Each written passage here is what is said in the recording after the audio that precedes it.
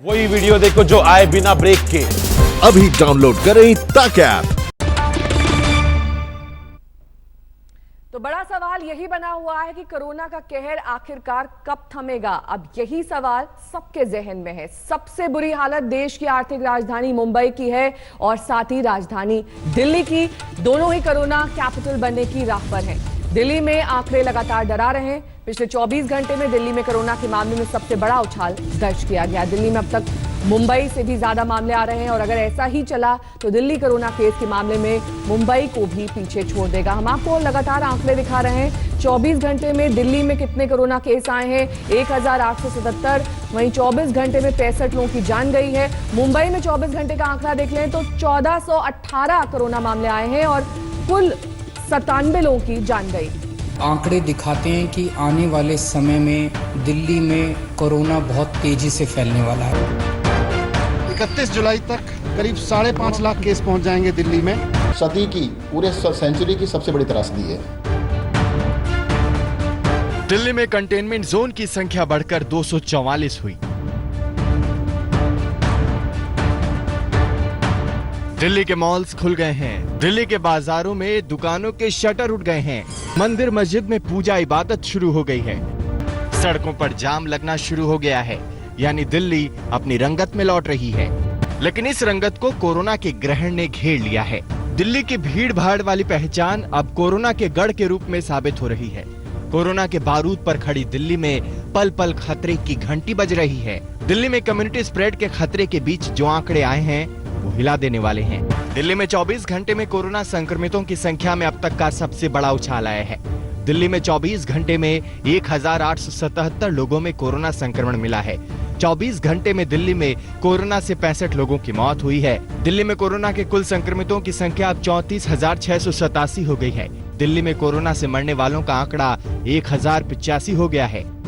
दिल्ली में न सिर्फ कोरोना के मामले रिकॉर्ड तोड़ रहे हैं बल्कि कंटेनमेंट जोन्स की संख्या भी 244 तक पहुंच गई है और ये इस बात का संकेत है कि देश की राजधानी में हालात किस तरह बिगड़ रहे हैं।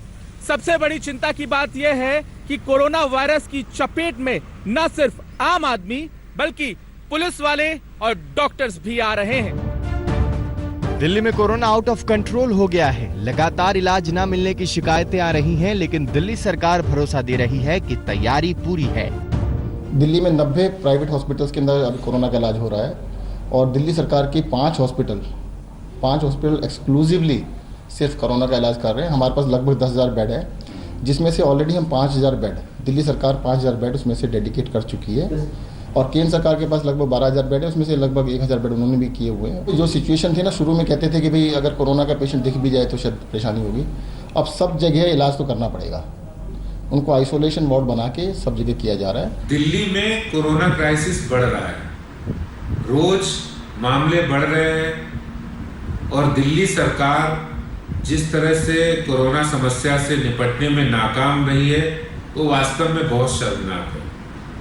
कल जिस तरह की वीडियो मीडिया में हम लोगों ने देखी, LNJP हॉस्पिटल जो दिल्ली सरकार का डेडिकेटेड कोविड हॉस्पिटल है, बहुत ही दुख भरी तस्वीरें हैं। दिल्ली में कंटेनमेंट जोन की संख्या 244 के पार पहुंच गई है। हालात बिगड़ने का अंदेशा सरकार को भी है।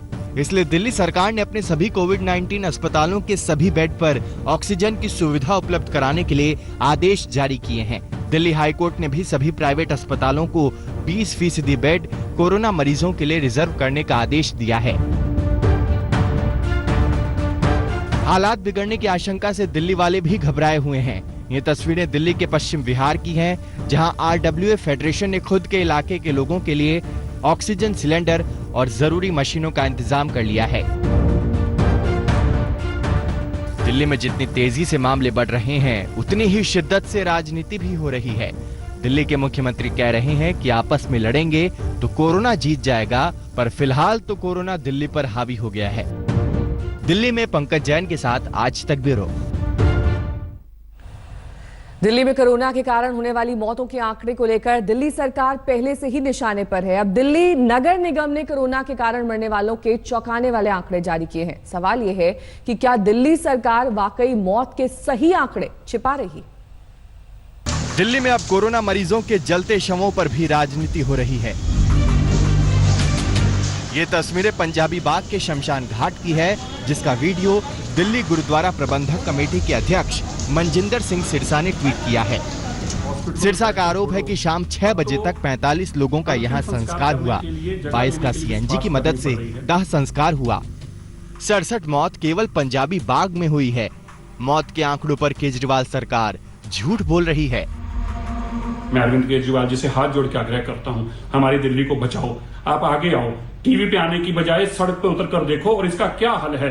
हॉस्पिटल के बेड नहीं है, मेकशिफ्ट आपने हॉस्पिटल बनाने की बात की थी, कुछ नहीं हो रहा। दिल्ली बर्बाद हो रही है, दिल्ली को बचाओ। दिल्ली एमसीडी पर काबिज बीजेपी ने भी केजरीवाल सरकार पर अब एक के बाद एक ताबड़तोड़ आरोप लगाए हैं। आरोप ये है कि दिल्ली सरकार कोरोना के मरीजों की मौत के आंकड़े में हेराफेरी कर रही है।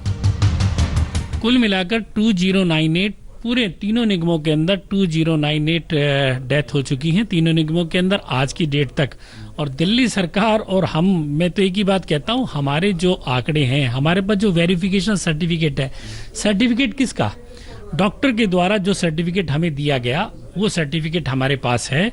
वो सर्टिफिकेट को मंगवा लिया जाए और दूध का दूध, पानी का पानी। जो डेथ ऑडिट कमेटी है उसकी एक्सपर्टीज पे हमें कोई संदेह नहीं है, और वो जो डेथ का आंकड़ा घोषित कर रहे हैं, जारी कर रहे हैं, वो अक्षरशः सही है। ये किसने कहा? दिल्ली उच्च न्यायालय ने। अगर Bharatiya Janata party high court से भी अपने आप को ऊपर मानती है, सुप्रीम कोर्ट से भी अपने आप को ऊपर मानती है, और इस महासंकट के दौर में भी अपनी ओछी राजनीति करना चाहती है, तो वो स्वतंत्र है, उस पर बोल सकते हैं। वहीं दिल्ली के उत्तरी एमसीडी ने केजरीवाल सरकार पर 2 आरोप लगाए हैं। पहला ये कि सरकार कोविड-19 के मरीजों के इलाज के लिए 1500 करोड़ रुपए की मांग पर ध्यान नहीं दे रही है। वहीं दूसरी ये कि एमसीडी के अस्पतालों में कोरोना के लिए मार्च में ही बेड आरक्षित किए गए थे, लेकिन दिल्ली सरकार ने इनका इस्तेमाल नहीं किया।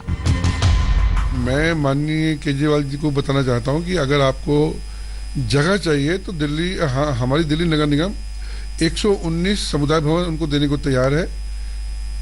30 फिजिकल सेंटर, 4 स्टेडियम और 4 स्पोर्ट्स क्लब। उसके अलावा हमारा आईडी हॉस्पिटल है, जहां पर भी आप कहें। मगर संसाधन जो हमारे पास है हम दे रहे हैं, मगर जो सारी व्यवस्थाएं हैं वो आपको करनी पड़ेगी। हम आपके साथ हैं। दिल्ली में कोविड के हमले के बीच अब सियासत तेज है। केजरीवाल सबको साथ लेकर चलने की कोशिश कर रहे हैं। अमित शाह से उनकी मुलाकात इसी कोशिश की किश्त थी, लेकिन लगता है दिल्ली में कोविड पर सियासत भारी है। दिल्ली में अंकित यादव के साथ आज तक ब्यूरो। आरोप यही लग रहे हैं कि दिल्ली में प्राइवेट अस्पतालों में कोरोना का इलाज नहीं हो रहा है। जो इलाज दे भी रहे हैं वो लाखों की रकम वसूल रहे हैं। दिल्ली के प्राइवेट अस्पतालों में इलाज की हकीकत जानने के लिए हमने खुफिया पड़ताल की। आप भी देखिए दिल्ली के निजी अस्पतालों में इलाज की क्या हकीकत है। कैश करनी पड़ेगी, बिल्कुल कैश करनी पड़ेगी। हम लोग कैश करते हैं, इंश्योरेंस क्लेम नहीं है।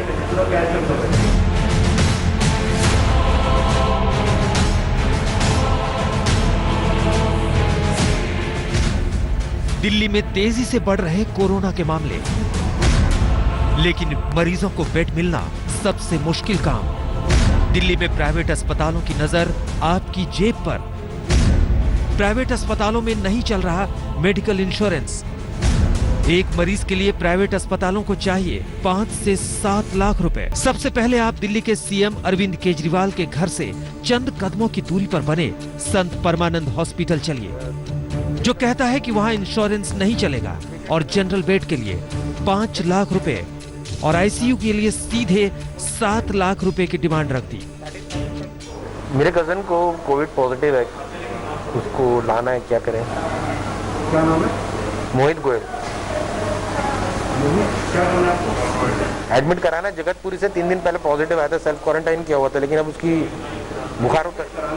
हाँ, चार्जेस जो अगर आप एक नॉर्मल लेते हैं, हाँ, तो उसका 30,000 पर डे चार्ज है, ये लगा हुआ है। तो हमारा तो उसमें है इंश्योरेंस क्लेम नहीं है। पेमेंट करना पड़ेगा बाद में, अगर आप होता है तो। और 7 लाख। 7 लाख की बात सुनकर चौंकना लाजमी था। अप्लाई नहीं हो रहा है, आप कहीं से बात कर लें। उन्होंने तो बोला कैश जमा कराना है। कैश ही है। इसके बाद हमने इमरजेंसी वार्ड में तैनात डॉक्टर से बात की। डॉक्टर ने भी मुहर लगा दी कि इलाज कराना है तो कैश पहले ही जमा कराना होगा। कंडीशन कैसे? बुखार आ रहा है उसको, पहले तो नहीं थे सिम्टम्स, लेकिन 3 दिन से बुखार आना ज्यादा हो गया है। तो वो दे रहे थे, लेकिन एज के 25 साल। 25 साल ठीक है। अगर पेशेंट स्टेबल कंडीशन है तो हम नॉर्मल वार्ड में शिफ्ट करेंगे, लाइक आइसोलेटेड वार्ड है। अगर पेशेंट कंडीशन सीरियस है तो आईसीयू में शिफ्ट करना पड़ेगा। आईसीयू का मतलब इनिशियल डिपॉजिट है 7 लाख, नॉर्मल वार्ड का है 5 लाख। हम जो कह रहे हैं वो 16 आने सही है। हमारे रिपोर्टर कोरोना मरीज को भर्ती करवाने के लिए दक्षिण दिल्ली के मशहूर बत्रा हॉस्पिटल में पहुंचे। वहां बेड को लेकर उनके क्या नखरे और डिमांड हैं, ये सुन लीजिए। इतना गला मेरा खराब कर दिया आप लोगों ने। कोविड आप लोग को मुसीबत मेरी है, मैं ये बिल्कुल मुसीबत है। मैं इसलिए अंदर आने भी नहीं, मैं कहती मत बेड नहीं है, हम मना करें बेड नहीं है। आप मेरे पास आए हो इतने विश्वास से, कोई बेड तो मैं दूंगी आपको। पेमेंट देके आप जमा करेंगे, कौन करेगा? कैश करनी पड़ेगी। कैश करनी पड़ेगी? बिल्कुल कैश करनी पड़ेगी, हम लोग कैश लेते हैं।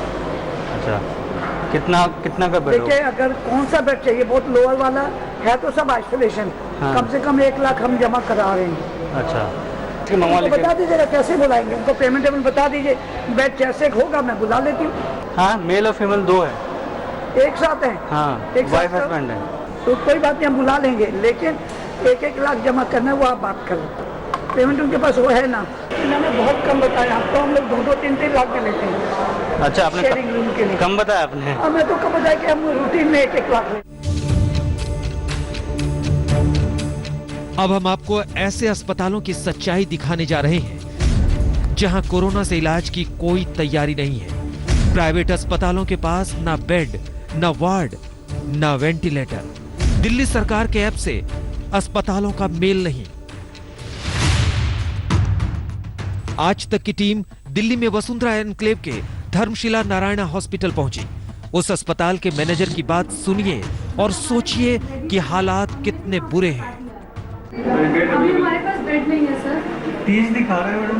सर उसमें ना दिखा रहा है, ऐप में 30 दिखा रहा है, बट हमारे बेड्स रेडी नहीं है। हमने भी वहाँ पे बता दिया गवर्नमेंट को, हमारे पास अभी बेड्स नहीं है, हमारे पास वार्ड ही नहीं है, हमारे पास केवल 10 बेड है और अभी भी 11 पेशेंट है।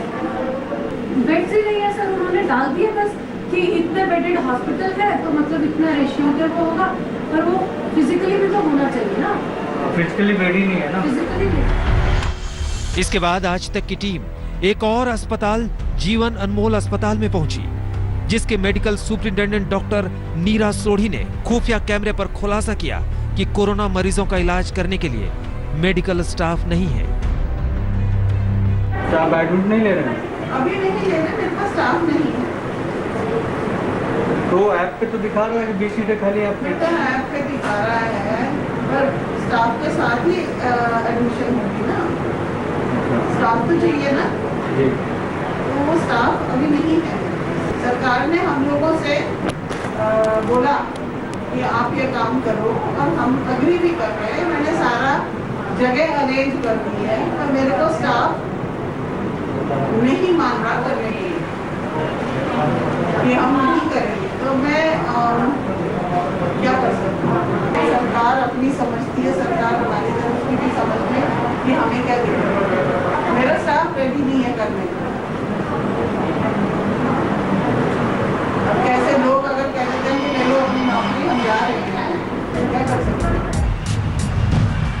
और अब आप यमुना विहार के पंचशील अस्पताल में पहुंचिए, जहां वेंटिलेटर है ही नहीं।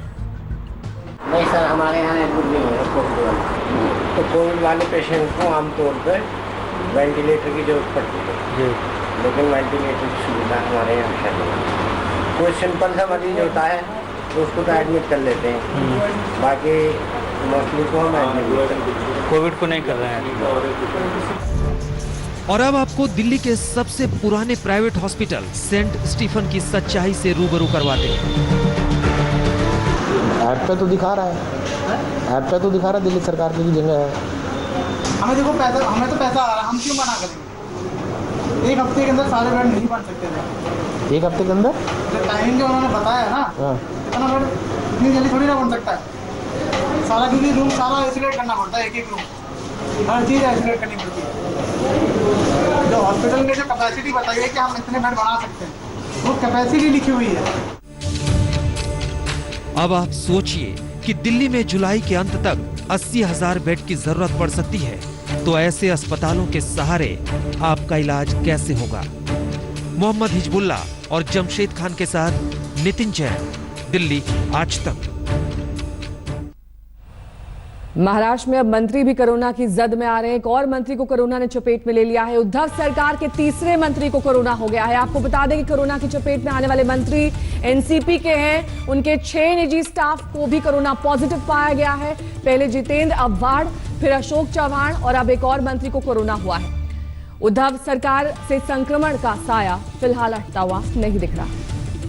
मुस्तफा शेख हमारे संवाददाता से तमाम जानकारी के साथ हमारे साथ जुड़ गए हैं। मुस्तफा, कौन है ये मंत्री और कब से इनमें संक्रमण है? बिल्कुल, इस वक्त आइडेंटिटी हम रिवील नहीं कर रहे हैं, जो प्रोसीजर बनाया गया है उसके चलते। लेकिन ये बात बराबर है कि तीसरे कैबिनेट मंत्री है महाराष्ट्र के जिन्हें कोविड-19 हुआ है। साथ ही साथ इनके जो स्टाफ, इनसे जुड़ा हुआ जो ऑफिस स्टाफ है, वो भी इनके साथ संक्रमित हुआ है। इस वक्त इनकी ट्रीटमेंट चल रही है। 2 पहले जो कैबिनेट मंत्री महाराष्ट्र में कोविड-19 से बाहर आ चुके हैं, जितेंद्र आव्हाड और अशोक चव्हाण, अब ये तीसरे मंत्री इस वक्त जो है महाराष्ट्र में, जहां पर एक तरफ कल ही सबसे ज्यादा नए केसेस कोविड के सामने आए हैं, वहां पर आप ये कह सकती हैं कि जो मंत्रिमंडल है महाराष्ट्र का, वो भी इस बीमारी से बचा हुआ नहीं है। बहुत बहुत शुक्रिया मुस्तफा, तमाम जानकारी के लिए आपका। मुस्तफा शेख हमारे संवाददाता मुंबई से जानकारी दे रहे थे किस तरीके से अब उद्धव सरकार के तीसरे मंत्री भी कोरोना की जद में आ गए। बहरहाल रुक करेंगे राजस्थान का, जहां पर होने वाले राज्यसभा चुनाव को देखते हुए कांग्रेस ने अपने विधायकों को एक रिजॉर्ट में बंद कर दिया है। कल रात भर रिजॉर्ट में विधायकों के साथ मुख्यमंत्री अशोक गहलोत माथापच्ची करते रहे। आज भी बैठक होगी। दोपहर 12 बजे अशोक गहलोत प्रेस कॉन्फ्रेंस करेंगे। कांग्रेस ने बीजेपी पर खरीद फरोख्त का आरोप लगाया है। राज्यसभा का 3 सीटों के लिए 19 जून को चुनाव होना है। ऐसे में बीजेपी ने 2 सीटों पर अपने उम्मीदवार उतारकर हलचल बढ़ा दी है। इससे पहले मुख्यमंत्री अशोक गहलोत ने ये आरोप लगाए थे कि उनके जो तमाम मंत्री हैं उन्हें खरीदने की कोशिश बीजेपी की ओर से की जा रही है। 25 करोड़ तक का ऑफर दिया जा रहा है। यही वजह है कि इन सभी मंत्रियों को शिव विलास रिजॉर्ट में रुकाया गया है। ये कांग्रेसी विधायक हैं और इनके साथ कल देर रात तक बैठक अशोक गहलोत ने करी है। वेणुगोपाल भी इस बैठक में मौजूद थे। डिप्टी सीएम सचिन पायलट भी आज की बैठक में मौजूद रहने वाले। शरद कुमार हमारे संवाददाता से तमाम जानकारी के साथ हमारे साथ जुड़ रहे हैं। शरद, बहुत ज्यादा हलचल इस वक्त राजस्थान की राजनीति में दिखाई दे रही है। आरोप प्रत्यारोप का दौर चल रहा है, वहीं रिजॉर्ट में भी बैठकों का दौर जारी है। आज की बैठक का क्या ताजा अपडेट है? देखिए, ये जो सिविलास रिजॉर्ट है, ये कांग्रेस के राजनीति का अड्डा बना हुआ है। फिलहाल सारे जो विधायक हैं, राजस्थान के मुख्यमंत्री हैं, ये भी यहीं पर रुके हुए हैं। हमारे साथ है राजस्थान के परिवहन मंत्री प्रताप सिंह खाचर, उनसे बातचीत करते हैं। सर, क्या कार्यक्रम है आज आप लोगों का? हमारा कार्यक्रम तो आप देख रहे हैं, आपस में सब लोग, विधायक और सारी पूरी सरकार, खुद मुख्यमंत्री यहाँ पर हैं। और अभी कल जो मीटिंग होनी थी, कल मीटिंग हुई नहीं, आज वो मीटिंग होगी। और उस मीटिंग में आप ये मानकर चलिए, बीजेपी जो झूठ, फरेब और धोखे की राजनीति करती है, उसको पूरे देश ने देखा। मध्य प्रदेश में, गुजरात में, और बीजेपी का बड़ा षड्यंत्र विफल हुआ है। और बीजेपी तो उल्टे कह रही है कि आप नाम बताओ, आप नाम नहीं बता रहे हैं। देखिए, बीजेपी को क्या नाम बताएं? भारतीय जनता पार्टी जब मध्य प्रदेश में हुआ तब भी यही कह रही थी, केंद्र से भी यही बयान आ रहे थे, आज तक पे भी यही बयान आ रहे थे। फिर जब आज पूरा मध्य प्रदेश में पूरा ऑपरेशन हुआ, पूरे देश ने देखा, मध्य प्रदेश की सरकार गिर गई। अब बीजेपी के जो नेता जिस तरह की बात करते हैं, जब उनके हाथ में कुछ नहीं रहा तब वो इस तरह की बात कर रहे हैं। रात को मुख्यमंत्री देर रात तक यहाँ पर रहे, क्या चर्चा हुई आप लोगों की? आपके चेहरे से लगा हो बहुत देर तक जगे हैं आप।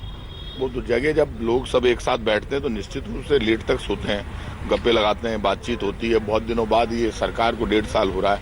1.5 साल में इस तरह से पहली बार कैंप हुआ है जिसमें सब लोग एक साथ हैं।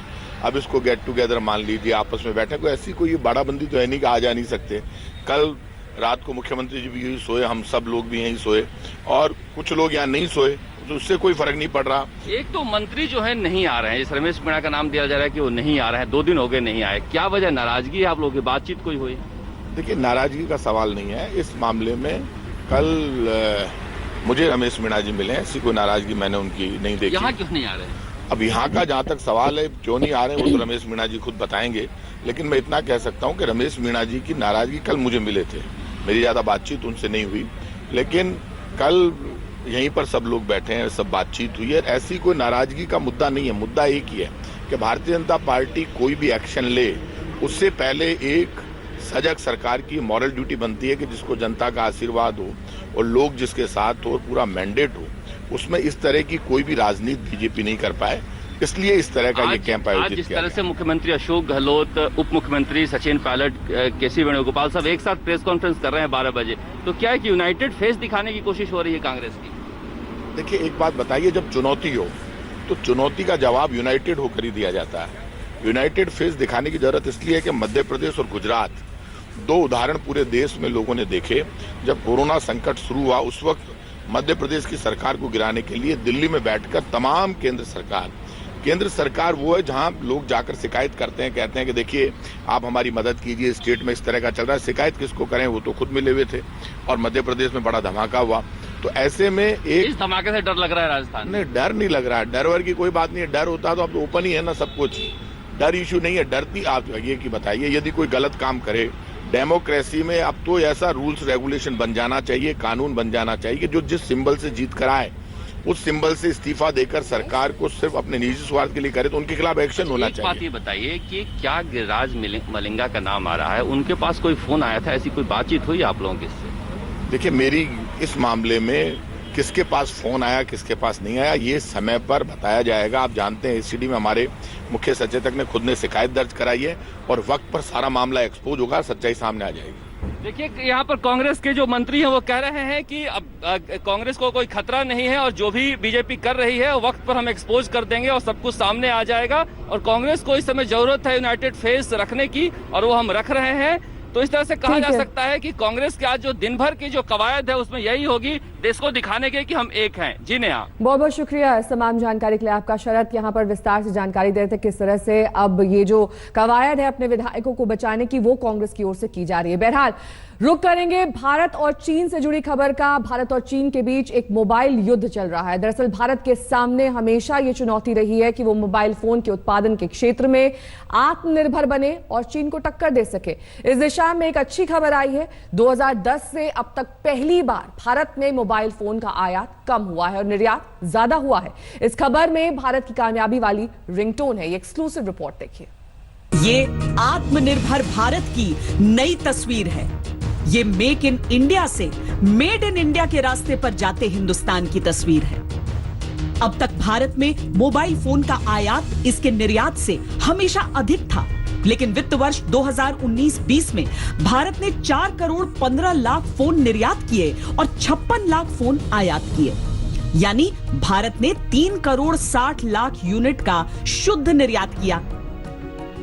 के अंतर्गत भारत को हम इलेक्ट्रॉनिक प्रोडक्ट का एक बहुत बड़ा एक्सपोर्ट हब भी बनाने जा रहे हैं। बड़ी बड़ी कंपनियां भी, प्रोडक्शन शुरू भी हो गया इस पूरे लॉकडाउन के बाद। पूरी दुनिया में 198 देश मोबाइल फोन का आयात करते हैं, लेकिन अब तक केवल 2 देशों का वर्चस्व रहा था एक्सपोर्ट करने में, चीन और वियतनाम।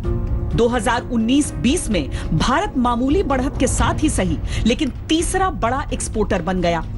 भारत आगे की भी तैयारी कर रहा है ताकि हम चीन को टक्कर दें। भारत ने 3 प्रमुख स्कीम की शुरुआत की है ताकि देश में इलेक्ट्रॉनिक्स का उत्पादन बढ़े। ये लावा मोबाइल कंपनी ने फैसला किया है कि जितने भी भारतीय स्मार्टफोन्स बन रहे हैं, यानी भारत के मार्केट के लिए बन रहे हैं, उन सब का जो प्रोडक्शन बेस है वो पूरी तरीके से चीन की जगह अब भारत में शिफ्ट किया जाए। दरअसल चीन में उत्पादन सस्ता है, जिस वजह से अधिकतर कंपनियां उस ओर जाती हैं, लेकिन भारत में अब जो प्रोडक्शन लिंक इंसेंटिव की बात हो रही है उसके जरिए सीधे 6% का एक फायदा मिलता है बाकियों की तुलना में।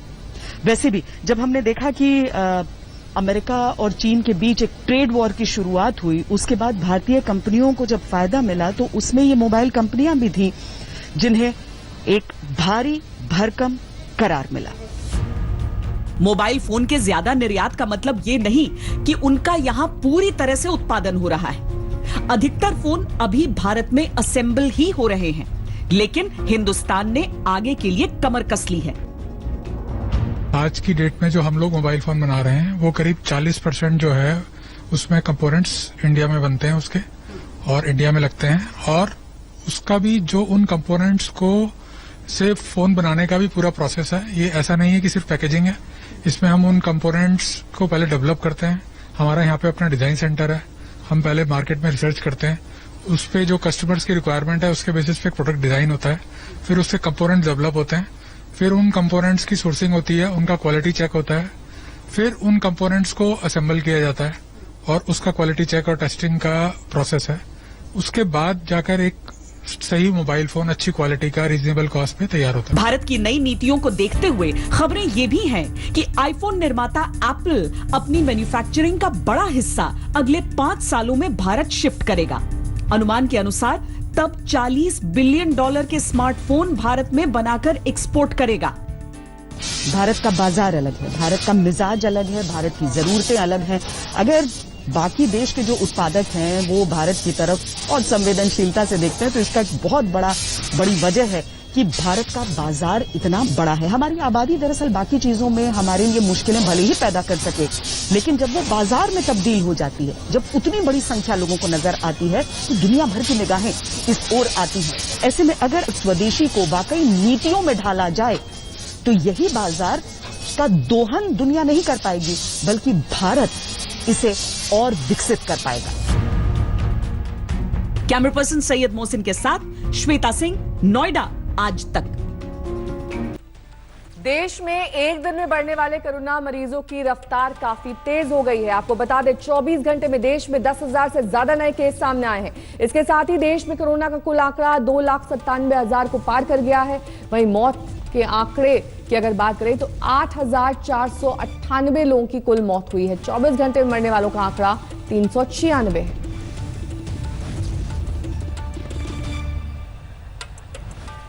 भारत के पक्ष में बोलने और नेपाल सरकार के संविधान संशोधन को खारिज किए जाने की मांग करने वाली सांसद सरिता गिरी के घर पर गुरुवार को हमला किया गया। हमलावरों ने उनके घर पर तोड़फोड़ और काला झंडा लगा दिया। इतना ही नहीं, उन्हें देश छोड़ने की चेतावनी दी। नेपाल के सत्तारूढ़ दल के कार्यकर्ताओं ने उनका सार्वजनिक और सामाजिक बहिष्कार करने, जूते से पीटने तक की धमकी दी। सांसद सरिता गिरी ने पुलिस को फोन किया, लेकिन पुलिस उनके निवास पर मदद को नहीं आई। उनकी पार्टी ने भी उनसे किनारा कर लिया है। जनता समाजवादी पार्टी ने उन्हें निलंबित करने की चेतावनी दी है, लिहाजा अब वो अलग थलग पड़ गई हैं। और भारत के इलाके को भी नेपाल अपना बता रहा है। नेपाल के साथ नक्शा विवाद को लेकर नेपाल के विदेश मंत्री प्रदीप कुमार ग्यावली ने आज तक से एक्सक्लूसिव बातचीत की।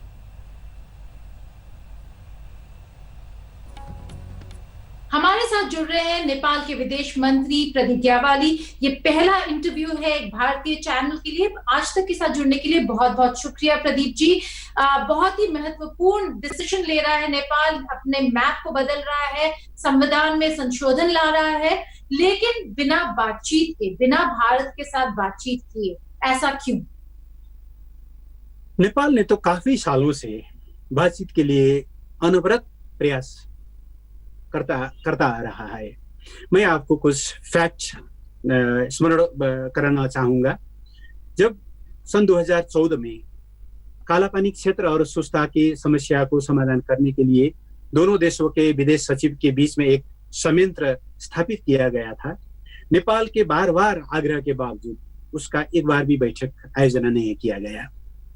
और एक बार भी बैठक न करके गत नवंबर में भारत ने एकतरफी रूप से अपने राजनीतिक नक्शा का 8वां संस्करण प्रकाशित किया, जिसमें नेपाल के कालापानी, लिपुलेख और लिम्पियाधुरा को समेटा गया था। नेपाल ने उसी वक्त उस पर आपत्ति जनाई, कूटनीतिक नोट प्रेषित किए और हमने कहा कि हम इस समस्या को समाधान करने के लिए बात करना चाहते हैं, कूटनीतिक ढंग से हम समाधान करना चाहते हैं। और हमने गत नवंबर और दिसंबर में 2 सेट ऑफ डेट्स प्रस्तावित भी किए, but there was no any response from Indian side. France के दक्षिणी आइलैंड कॉर्सिका में मूसलाधार बारिश के बाद अचानक बाढ़ जैसे हालात हैं। अचानक आई बाढ़ ने किसी को भी संभलने का मौका नहीं दिया है। कई कारें तेज बहाव में बहने लगी, कई गाड़ियों को नुकसान की खबर है। आपको ये भी बता दें कि यहाँ कुछ ही देर में 120 मिलीमीटर बारिश दर्ज की गई। शहर की सड़कों पर कीचड़ भर गया। लोगों के लिए राहत की बात यह थी कि फ्रांस के मौसम विभाग ने आगे धूप खिलने और बारिश नहीं होने का अनुमान जताया। नमस्कार, मैं हूं अंजना ओम कश्यप। हमें उम्मीद है ये वीडियो आपको पसंद आया होगा। लेटेस्ट खबरों के लिए यूं ही देखते रहिए आज तक, और इस वीडियो के पसंद आने पर लाइक, शेयर एंड सब्सक्राइब करना ना भूलें।